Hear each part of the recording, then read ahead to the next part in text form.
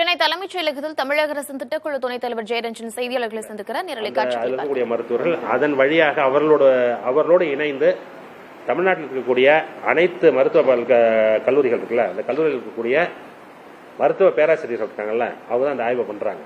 இதுக்கு ஏன்னா அது நம்ம போய் பண்ண முடியாதுங்கிறதுனால அவர்கள் தான் செய்து கொடுக்கிறார்கள். அவர்கள் செய்த மாநில திட்டம் கொடுக்குறாங்க. நம்ம அதுக்கப்புறம் தான் அதை வந்து ரிசர்ச் ஸ்டடியை மாற்றி உங்கள்கிட்ட நான் அவங்க என்ன கேட்குறாங்க அப்படின்னு கேட்டீங்கன்னா, இப்போ இருக்கிறது ரொம்ப பிடிச்சிருக்கு. அது குறிப்பாக அந்த சாம்பார் கொடுக்குறோம்ல ரெகுலராக, அது ரொம்ப அவர்களுக்கு பிடிச்சிருக்கிறது. ஆனால் அது இல்லாமல் என்ன கேட்குறாங்க அப்படின்னு கேட்டிங்கன்னா, இட்லி தோசை கொடுக்க முடியுமா அப்படின்னு கேட்குறாங்க. இட்லி தோசை கொடுக்குறதுல என்ன சிக்கல் வரும்னு கேட்டிங்கன்னாக்கா, எல்லா இடத்துலையும் இதை கொடுத்துட முடியுமா அப்படிங்கிறது ஒன்று. ரெண்டாவது வந்து என்னன்னு கேட்டிங்கன்னா, வீட்டில் இருக்கும்போது ரொம்ப பத்திரமா வைக்கணும். அதை மற்ற உணவு மாதிரி ரெடிமேடாக எடுத்து போட்டு அப்போ சமைச்சு கொடுக்கறது இல்லை. முதல் நாளே ஆட்டணும், ஆட்டி அதை பத்திரமா வைக்கணும். அதனால தான் அது ஒரு யோசனையில் இருக்கிறது. அது வந்து சென்ட்ரல் கிச்சனில் பாசிபிள். அது மற்றபடி கிராமப்புறங்களுக்கு போனோம்னாக்கா அதெல்லாம் வந்து என்ன செய்யணும், அந்த பள்ளியில் படிக்கக்கூடிய அந்த மாணவர்கள் இருக்காங்கல்ல, மாணவிகள் அவர்களுடைய பெற்றோர்கள் அவர்கள் தான் வந்து அது சுய உதவி குழுக்கள் வழி அவர்கள் செய்து கொடுத்துருக்காங்க. அதை கொடுக்கறதுக்கு முன்னாடி அதை யோசிச்சு நம்ம செய்ய வேண்டியிருக்கு. அப்படிங்கிறதுனால அது வந்து அரசுடைய பரிசீலனை.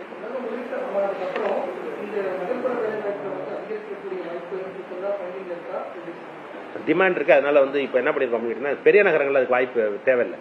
இப்போ எப்படின்னா மெட்ரோபாலிட்டன்லாம் இருக்குல்ல, இப்போ இங்கெல்லாம் கொடுத்தீங்கன்னா அந்த சம்பளம் கொடுத்தா யாரும் வேலைக்கு வர மாட்டாங்க. அதே சமயத்தில் இந்த நகர்ப்புறம் கிராமப்புறம்னு பிரிக்கிறோம்ல, பிரிக்கும் போது என்ன ஆகுது அப்படின்னு கேட்டீங்கன்னாக்கா, அந்த விளிம்புல இருக்க பகுதியெல்லாம் இருக்க கிராமமாக தான் இருக்கும், ஆனால் நகர்ப்புறத்தினுடைய எல்லையில் வந்துடும். அது மாதிரி வந்ததுன்னா மகாத்மா காந்தி 100 நாள் வேலை திட்டம் அங்கே செயல்படாது.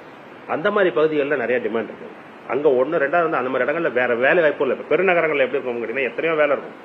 அந்த மாதிரி வேலை இல்லாத இடங்கள்ல தான் நிறைய டிமாண்ட் இருக்கு. அப்போ இந்த தடவை என்ன பண்ணிருக்கோம் அப்படின்னு கேட்டீங்கன்னாக்கா, முனிசிபாலிட்டிஸ் அந்த மாதிரி இடங்கள் இருக்குல்ல, அந்த லோயர் லெவலில் அதுக்கு தான் இந்த திட்டத்தை வந்து விரிவுபடுத்தி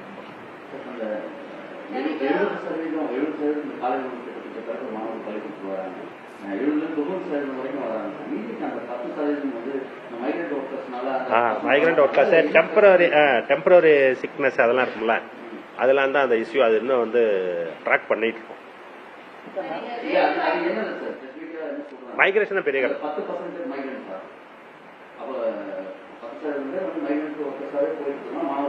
என்ரோல் ஆயிருப்பாங்க, இங்க கிளம்பி போயிருப்பாங்க, திருப்பி வருவாங்க. எப்போ வருவாங்கன்னு தெரியாது. அன்னைக்கு அட்டெண்டன்ஸ் அன்னைக்கு தானே பாக்குறோம். அன்னைக்கு பார்க்கும்போது இருக்க மாட்டாங்க.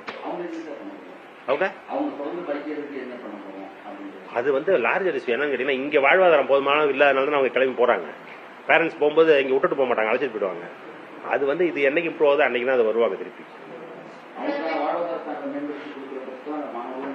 வர்றதுக்கு வாய்ப்பு இருக்கு. அது இனிமேதான் யோசிக்கணும்.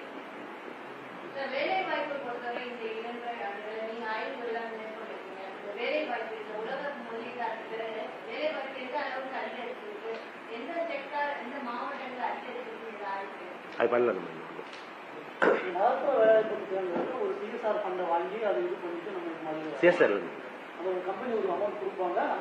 இல்ல இல்ல இல்ல, பட்ஜெட்ல இருந்தா மட்டும், முழுக்க முழுக்க பட்ஜெட்ல இருந்தா மட்டும்.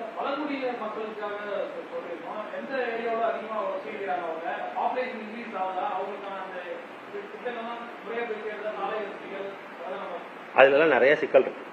அதெல்லாம் வந்து என்ன பண்ணிருக்கோம் அப்படின்னு கேட்டீங்கன்னாக்கா, அது எல்லாத்தையும் வந்து அந்த சம்பந்தப்பட்ட துறை இருக்குல்ல, அவருடைய கவனத்தை அதை கொண்டு போயிருப்பாங்க. என்ன கொடுத்துருப்பாங்க, நம்ம இங்க வந்து திட்டம் போடுறோம், என்ன பழங்குடியினர் அந்த திட்டங்கள்லாம் போய் செயல்படணும் அப்படின்னு சொல்லிட்டு. தமிழக அரசின் திட்டக்குழு துணைத் தலைவர் ஜெயரஞ்சன் செய்தியாளர்களை சந்தித்த நேரலை காட்சிகளை பார்த்தோம். மக்களை தேடி மருத்துவம் உள்ளிட்ட தமிழக அரசினுடைய திட்டங்கள் குறித்து செய்தியாளர்களுடைய கேள்விக்கு அவர் பதிலளித்தார். விரிவான விவரங்களை பின்வரும் செய்திகளில் விரிவாக பார்க்கலாம்.